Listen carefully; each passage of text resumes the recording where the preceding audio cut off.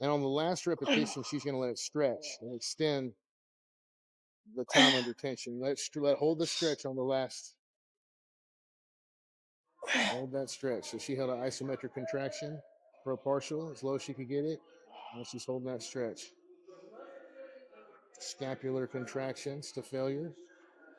Scapular contraction right there.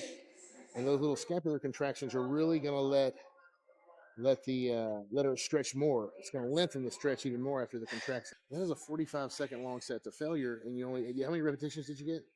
7. 7 reps. So see, just because you're doing quote unquote low repetition, 6 to 8 rep range for bodybuilding, some of these sets can still last 45 seconds to a minute, in the 6 to 8 range, especially if you're stretching, you're doing lengthened partials.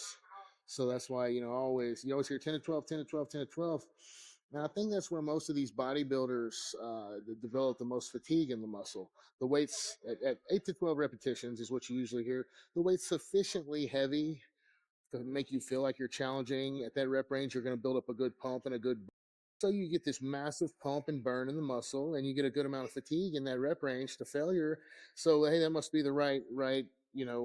But I promise you, you can get that same feeling with 4 to 5 repetitions. If each repetition is 5 to 6 seconds long, and you're finishing the set with lengthened partials and stretch under load, you're gonna get just as much pump and burn with 4 to 5 repetitions. But I don't recommend going that low. I'm just using Right. extremes to make a point. Right. But so it's pretty cool.